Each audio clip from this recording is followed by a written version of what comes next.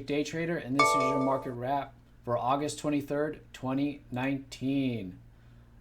Big thanks to all the people who came to trade with us during the open house. Hope you enjoyed making money with us. It was a pretty good week, and especially the increased volatility today only made for better trading today. Okay, so let's start here with the market. If you recall coming into today, we needed to get over the bar from August 13th.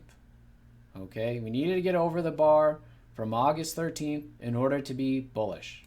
Okay, and so I think I reiterated in just about every video this week that until we get over it, right, that we will remain neutral. Okay, if we sell off, which we have, and we break below this week's low, we get follow through, then we will look for bearish. So now rallies should be shortable. Okay, so you can see the turn of events. You can see how we didn't get ahead of ourselves. It's not that I needed to know what was going to happen, or that a tweet would be made, or anything like that, or anything that the Fed said. It was purely based on the charts. Here is resistance. If we break over that, right, we're looking to be bullish. If we don't, we're remaining neutral, okay? And then if we come in and get follow through, we can look to be bearish. And that's where we are now. It wasn't what I thought was the most likely scenario. But that's why not sticking with the charts, right, can trip you up sometimes. I reiterated to the room just as much for myself. Maybe we can get it here because it does look higher. We are basing at resistance, right? Increasing the chance that we break through it. Maybe we can get ahead of it, get a better price, right? But I wanted to let it prove that we were going to go higher, right? Perhaps now, as we have seen, the market was a bit in a waiting pattern, right? And now we have got our answer, right? We have gotten some more insight into the future of the market. So what do we have now? We got this breakdown. We've made our way back to support. Sell on a sell setup, on a rally, we can look for lower. If we base down here, right, next breakdown is a shortable opportunity. Okay, so it's been a pretty sloppy last 2 weeks here in the market.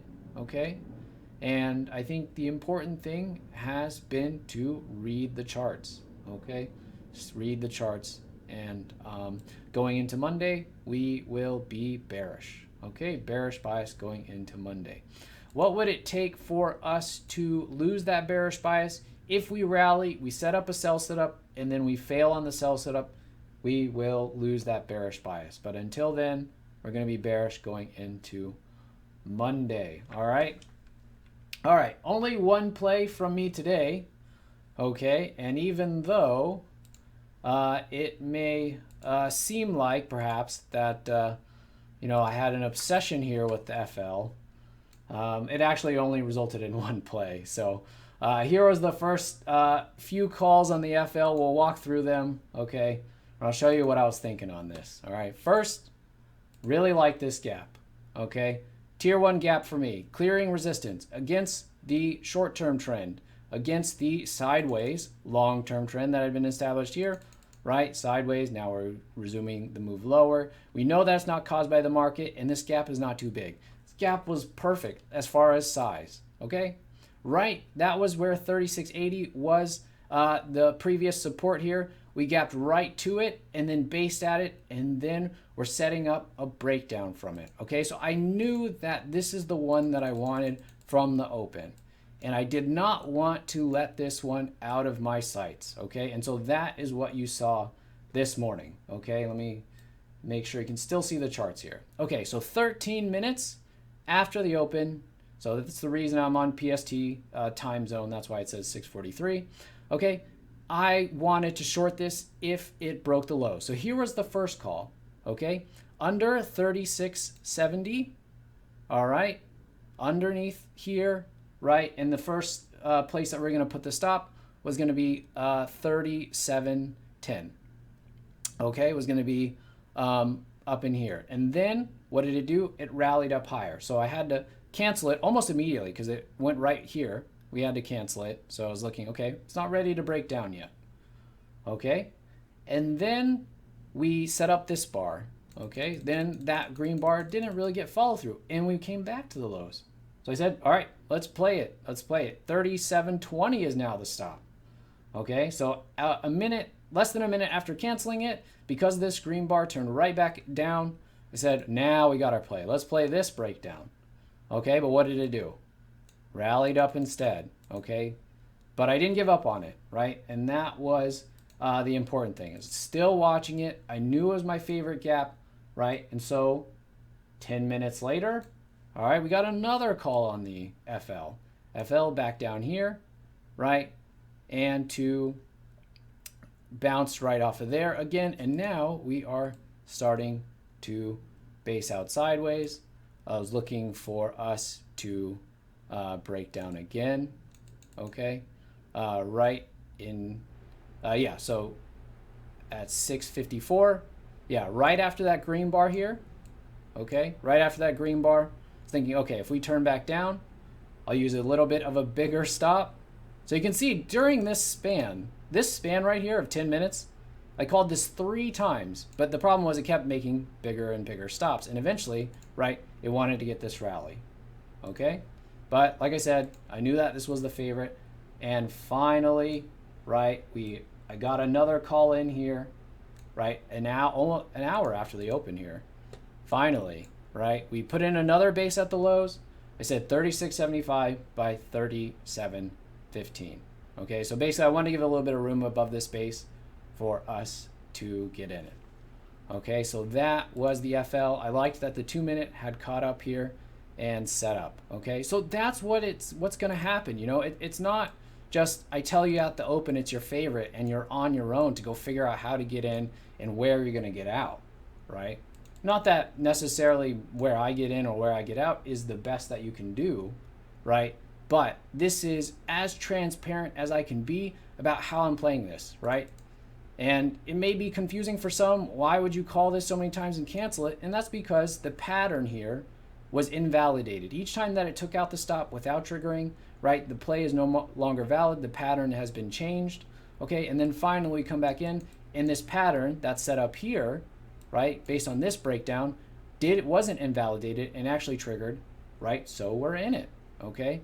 So I'll show you how this ended up being played, right? Like I said, this was the entry here, okay? And the stop was up here, 37.15. We had a nice drop right to our target, 36.25, right? And the rest, right, we wanted to just trail, let it work its way for us, okay? Exit number 2 there. And then right here was our final exit, right in there, over a 35.20, okay? Very nice move, right? I had to be really, really focused on it if I was going to get this out for all of us to take. I know plenty of us in the room did take. Okay. And of course, here is, the reason why a lot of people don't want to show you exactly where they get out is because look at where it closed, 34. We got out $1.20, right, above where it closed. And that's just going to happen sometimes. I had a 4R target on the final piece, and it reached our target, and we took it, But this was the right thing to focus on. Look at this bar. Did the market help this probably overreach and go even further? Probably.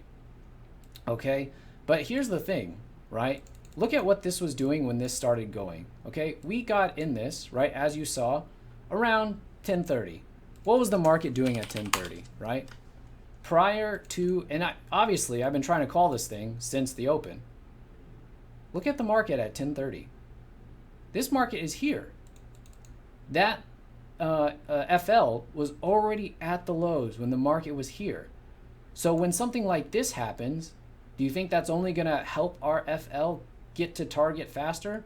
I think so, right? This tells me that when I played this FL and it was breaking the lows, triggering us in while the market was up here at the highs, that tells me that this FL was going to go lower regardless if the market was sideways, up, or down. And the fact that we got this a little bit of a bonus, right, because of the tweet that came out, right, only helps. So that is the power of playing relative strength, relative weakness. right? So it gives us so much kind of room for error so that, you know, if the market does come in, it's only going to help our play, right? So I'm going after something that's weak. You can imagine anything else that was probably holding up well, right? That was looking bullish also came in hard because the market did. And then the things that were weak continue lower, right? So, I mean, this was really the only play for me today. So it's the only call, the only play, you know, and it's really all that we needed. And I think some people also played it here as it broke down again at the end of the day. And so that's all about the pro gap, really high quality gap, lovely weekly that's looking lower, right? This is looking lower on every time frame, okay? And expecting that continuation. So this was the number one gap for me, laser focus. I was going to call it as many times as it takes, you know, and so this until we actually gave it a chance, until it proved to me that it didn't want to keep going lower and that this wasn't going to be a play today, you know, just going to keep playing it. And that's because of our gaps ranking system, which tells me focus on this FL, right? This, if there's one that's going to move, give you a really nice play, multiple dollars per share kind of play, right? That we should go after this FL. Okay. All right. So hopefully you enjoyed the open house this week. Thought it was a really great week. I really enjoyed trading with all of you. Hopefully you enjoyed following along on the calls and making money with us. All right. But I think that'll do it for this week. I'm pretty excited. I know it's maybe not great for the market, you know, is health to have all this volatility and, you know, have these things go against it. But as a trader, and if we're going to be a little bit selfish here, this kind of stuff, right, will get the market moving, and that should be good for our trading. Okay, so that is really the silver lining here. Market pretty weak, and we are going into Monday bearish. All right, but as traders, we got to be ready to go and see that this is an opportunity for us, okay, with this increased volatility. All right. Hope you did well this week. If not, we'll be back at it on Monday, and we'll see what the market brings us. Okay? Have a great weekend, everyone. I'll talk to you on Monday.